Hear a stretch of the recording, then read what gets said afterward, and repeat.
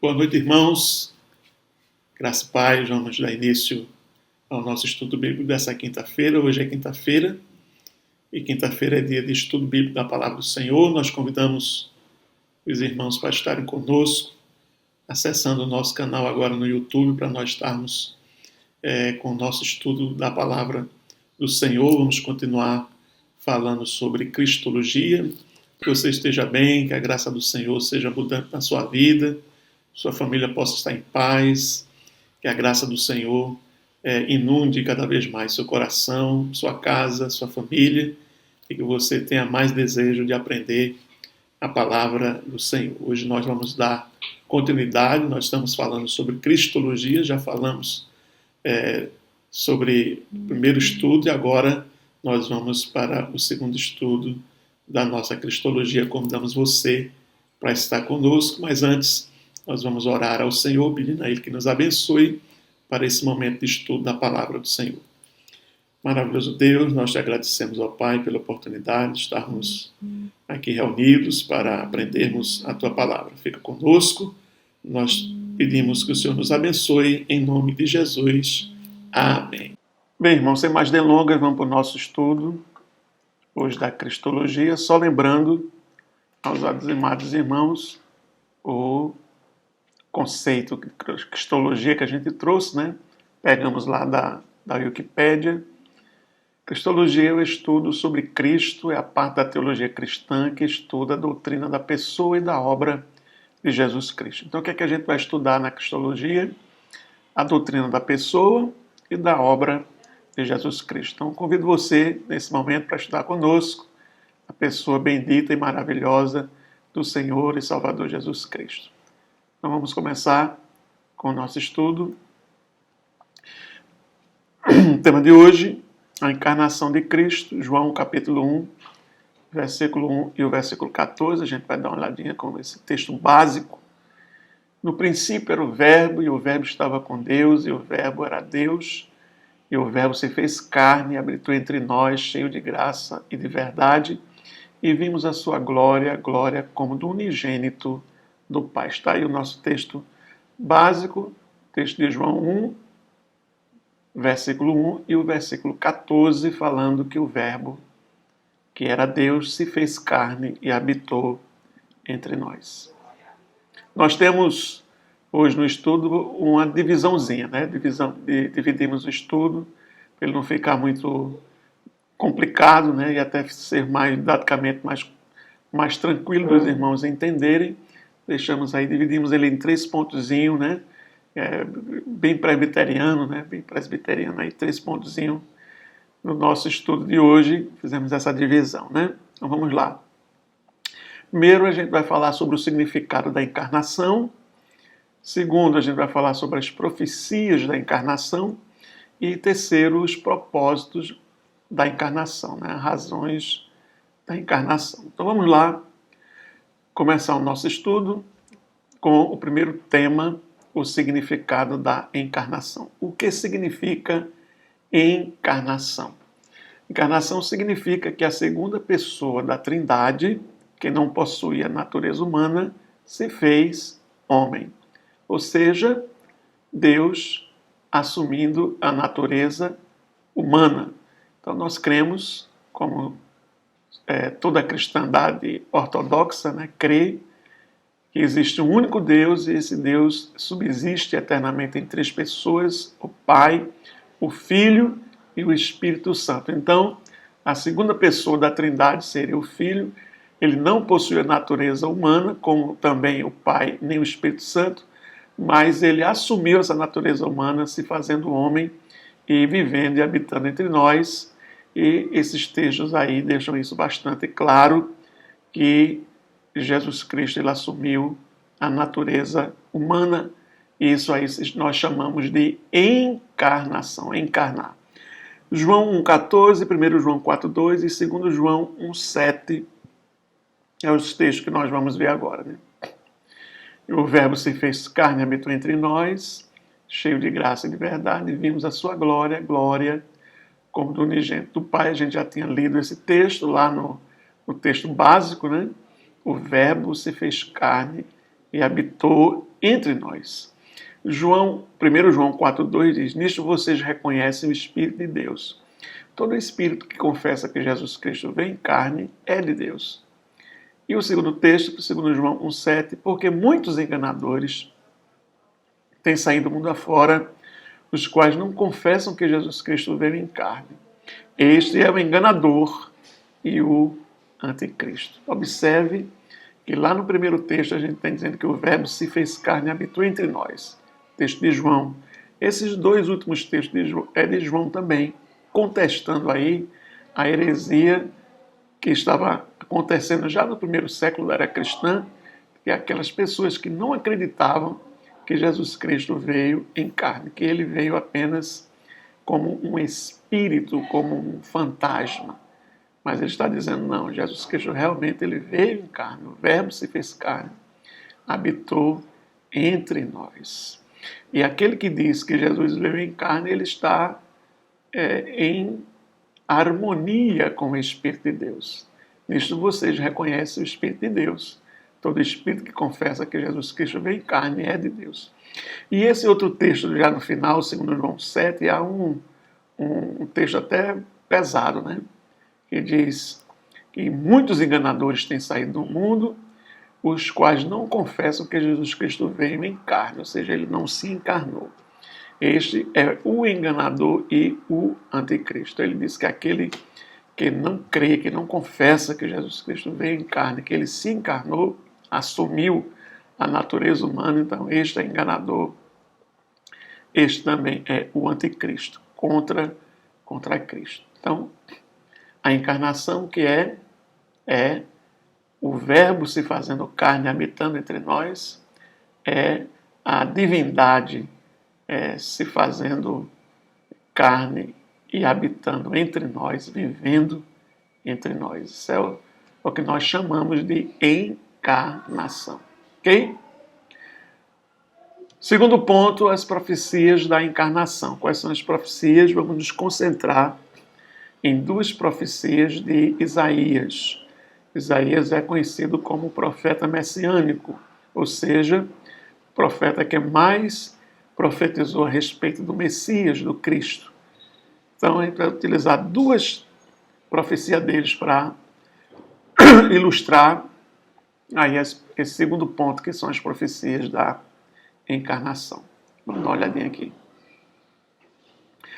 Sobre o Deus homem, né? Isaías anunciou a união da deidade, ou seja, da divindade e da humanidade no Senhor. Isaías 9:6. Ele fez o mesmo, essa união, ao anunciar pelo nome Emanuel, Deus conosco, a presença de Deus entre seu povo na pessoa do menino que nasceria. Está lá em Isaías 7,14.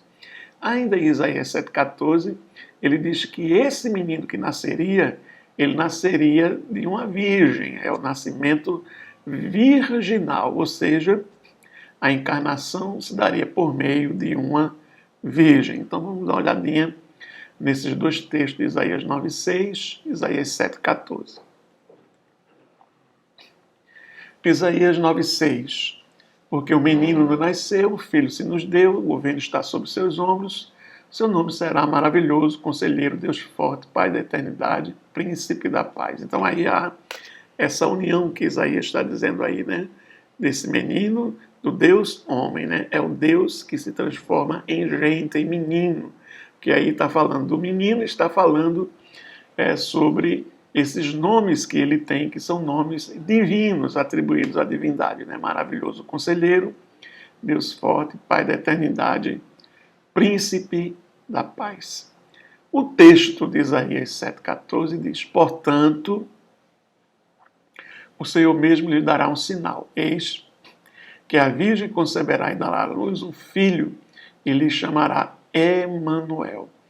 O texto de Mateus, onde ele relata o nascimento de Jesus Cristo, o anúncio do nascimento de Jesus Cristo, todo o desenrolar ali, o nascimento do Senhor Jesus Cristo, ele usa esse texto de Isaías 7,14 para estabelecer a conexão de Jesus com o texto de Isaías, né? E da Virgem Maria com o texto de Isaías 7,14. Está lá em Mateus 1,23.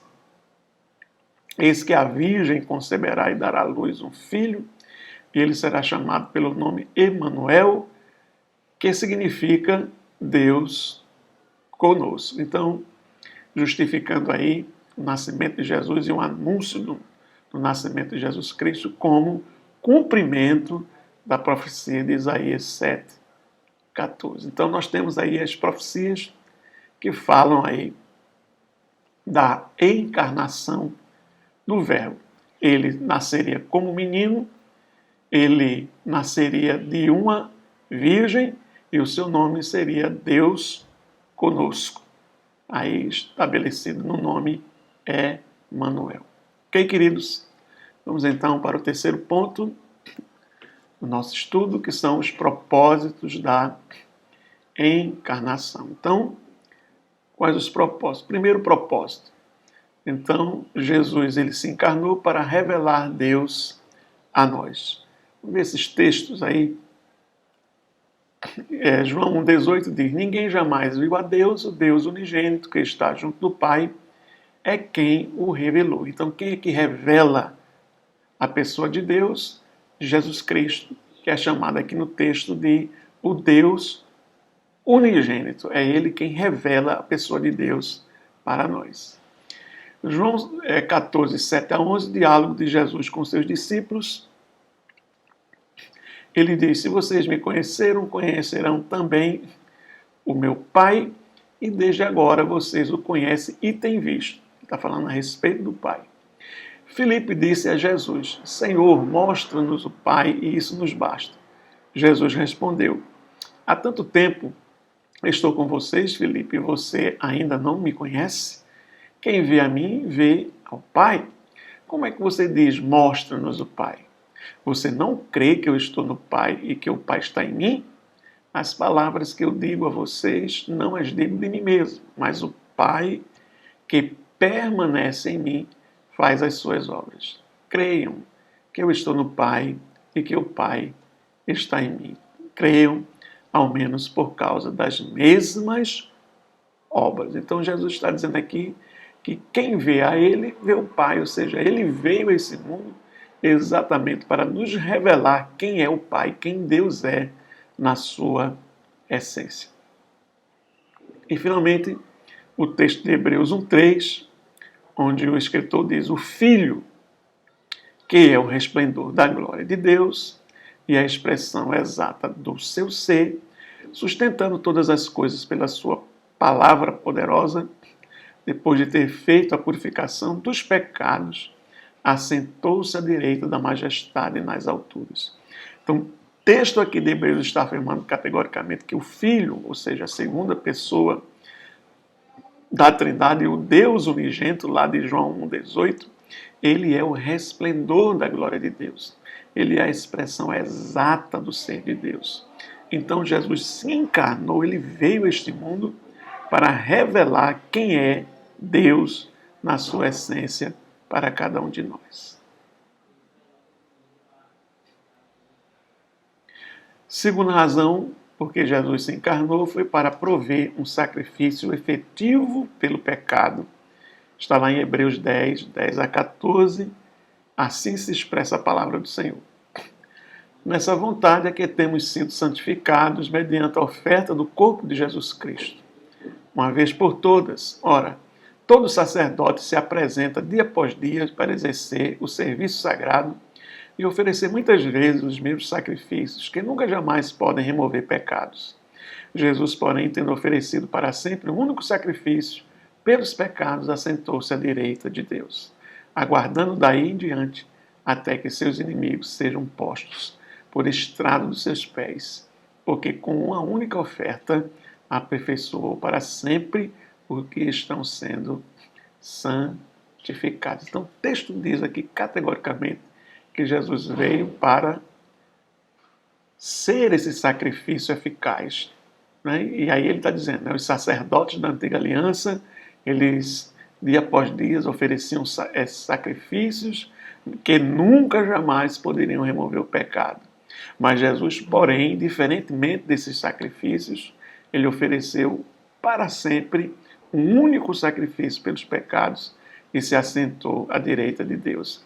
E esse sacrifício foi mediante a oferta do seu corpo, como está escrito lá em cima, mediante a oferta do corpo de Jesus Cristo, uma vez por todas.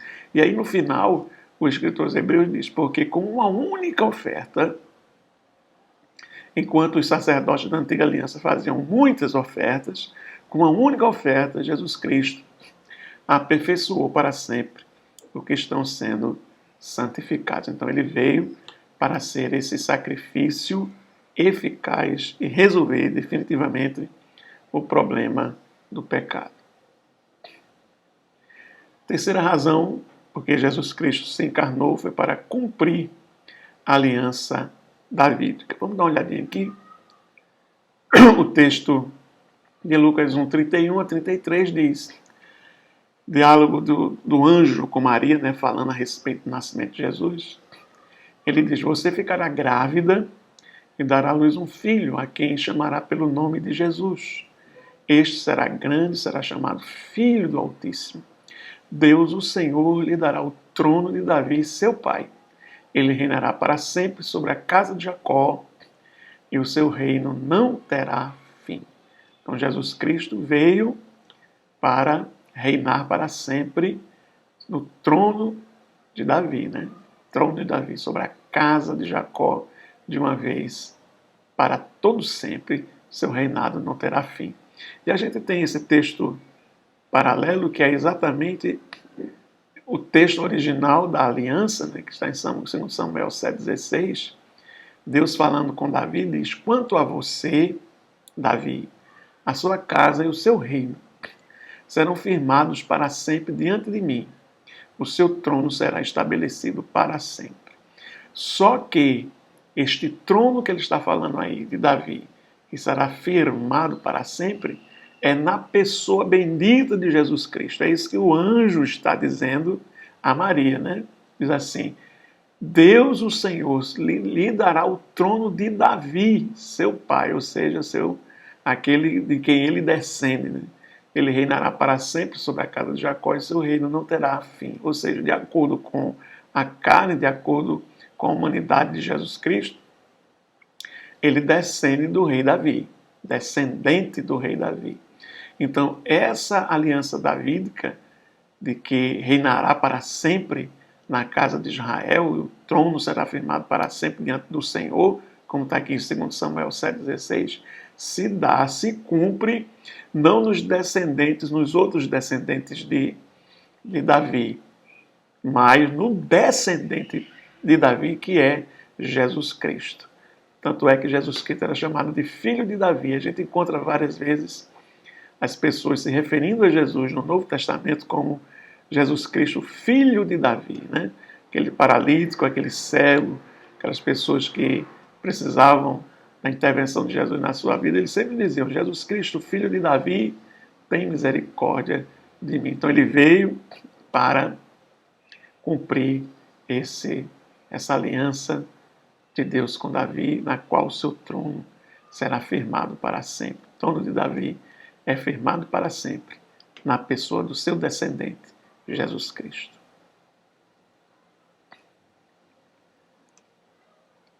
Quarta razão, porque Jesus Cristo se assumiu a forma humana, se encarnou, foi para dar exemplo de vida. Vamos dar uma olhadinha nesses textos de Pedro e de João. Diz aqui o texto. 1 Pedro 2,21. Porque para isto mesmo vocês foram chamados, pois também Cristo sofreu no lugar de vocês, deixando exemplo para que vocês sigam os seus passos.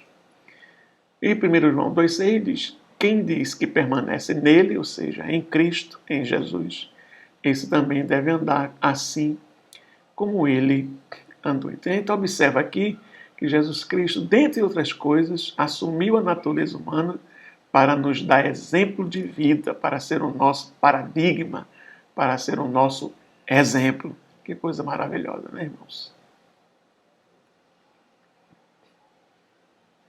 Outra razão pela qual Jesus assumiu a forma humana foi para destruir as obras do diabo. 1 João 3,8.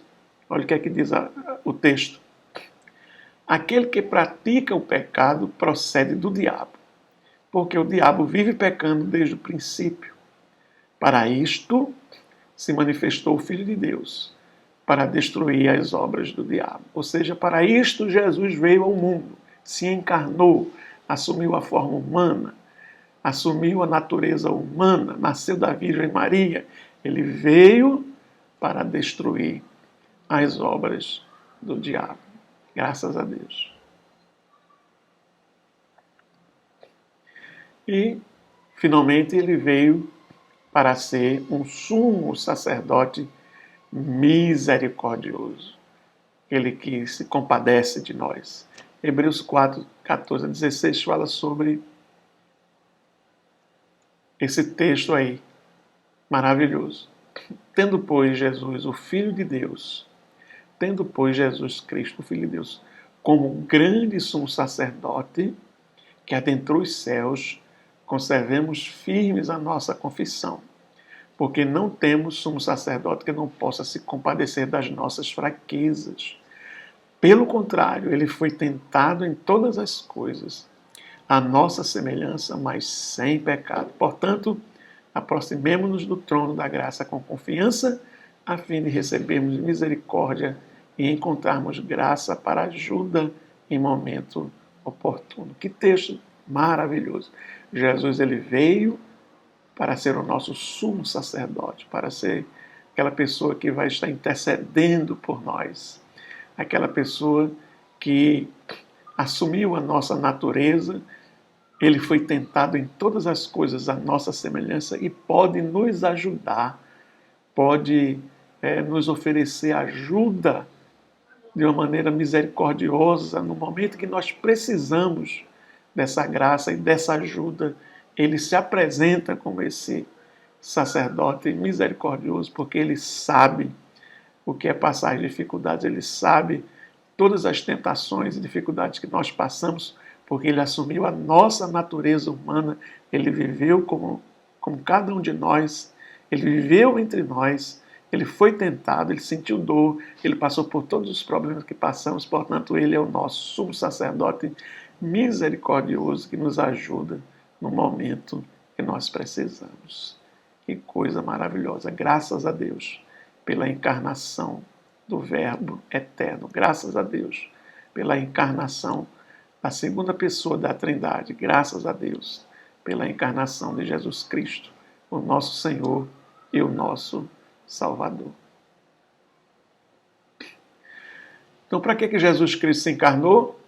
Para revelar Deus a nós, para prover um sacrifício efetivo pelo pecado, para cumprir a aliança davídica, teu trono será estabelecido para sempre, dar exemplo de vida, ser o nosso paradigma, para destruir as obras, aniquilar as obras do diabo e, finalmente, para ser um sumo sacerdote misericordioso. Que maravilha, que bênção é estudar a respeito da pessoa de Jesus. Espero que você tenha sido abençoado, espero que você tenha aprendido mais um pouquinho a respeito da pessoa maravilhosa do nosso Senhor e Salvador Jesus Cristo. Próxima quinta-feira, a gente está de volta com o nosso próximo estudo, tendo como tema a pessoa do Cristo encarnado. Que coisa extraordinária é estudar sobre a pessoa de Jesus. Então, nós convidamos você para na próxima quinta-feira, no nosso canal do YouTube, a partir das 19h30, para estarmos estudando mais uma vez a palavra do Senhor. Deus te abençoe, meu irmão, Deus te guarde, em nome de Jesus. Vamos orar. Maravilhoso Deus, nós te agradecemos pelo estudo da tua palavra, pedimos que o Senhor nos abençoe e a cada dia mais possamos tomar, Senhor, gosto de aprender mais a respeito de ti, da tua palavra, a respeito de Jesus Cristo, teu Filho amado, nosso Senhor, nosso Salvador, que se encarnou, assumiu a natureza humana para nos salvar e nos libertar. Muito obrigado. Fica conosco, abençoa o teu povo. Nós te pedimos em nome de Jesus. Amém. Deus te abençoe, meu irmão. Deus te guarde. Que você seja ricamente abençoado. Até quinta-feira, se Deus quiser. Fica na paz.